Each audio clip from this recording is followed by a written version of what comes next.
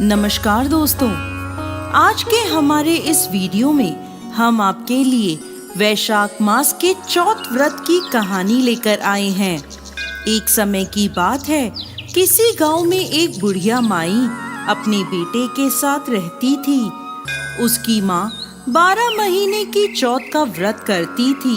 वो हर महीने की चौथ को 5 चूरमे के लड्डू बनाती, जिसमें से एक चौथ माता का, एक गणेश जी महाराज का, एक गाय का निकालकर दान करती, एक अपने बेटे को खिलाती और एक स्वयं खाती थी। एक दिन वैशाख महीने की चौथ पर बेटा पड़ोसन के घर गया और वहां चूरमा देखकर पूछने लगा।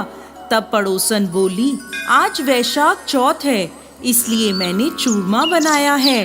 तो वो बोला, मेरी माँ तो हर महीने का चौथ का व्रत करती है।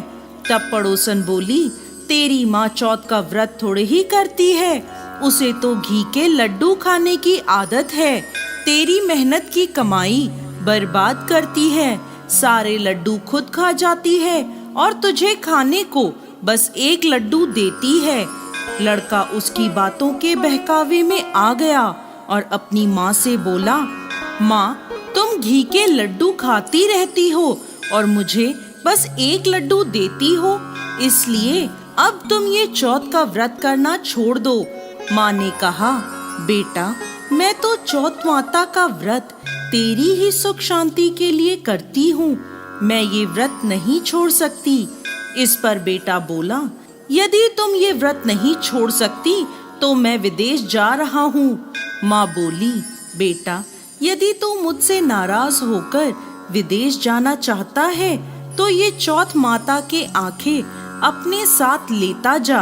यदि तुझ पर कोई संकट आए तो चौथ माता और विनायक जी को याद कर इन्हें डाल देना, तेरा संकट दूर हो जाएगा। उन आंखों को लेकर बेटा विदेश चला गया। रास्ते में उसे एक खून से भरी नदी मिली, जिसे पार करना असंभव था।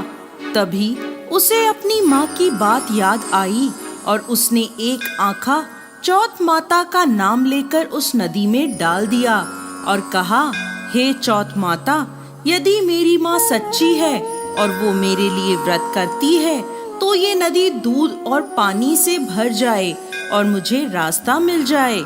उसके ऐसा कहते ही नदी दूध और जल से भर गई और उसे रास्ता मिल गया। आगे चलने पर भयंकर जंगल में उसे शेर मिला, जो उसे खाने के लिए उस पर झपटा।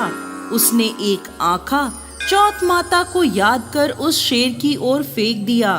शेर पीछे हट गया। आगे चलकर वो एक नगर में पहुंचा। उस नगर के राजा के यहाँ रोज एक मिट्टी के बर्तन का अलाव पकता था।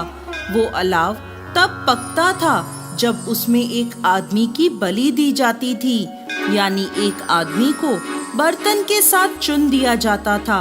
उस लड़के ने देखा, एक बुढ़िया माई आटा पीसती जा रही है और रोती जा रही है।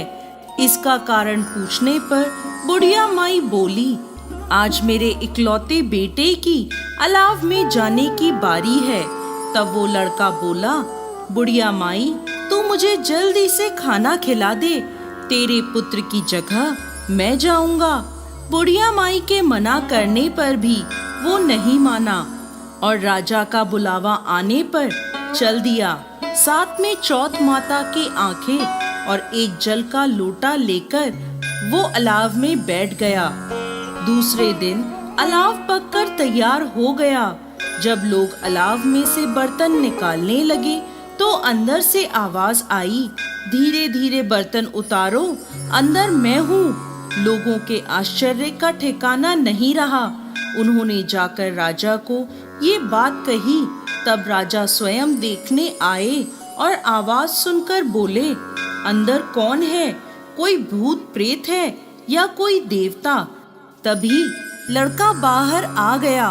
बुढ़िया माई और राजा के पूछने पर उसने कहा, ये चमत्कार मेरी चौथ माता और विनायक जी महाराज के व्रत का है, जो मेरी माँ हर महीने मेरी सलामती के लिए करती है। उन्हीं के प्रताप से आज मेरा ये भयानक संकट दूर हुआ है।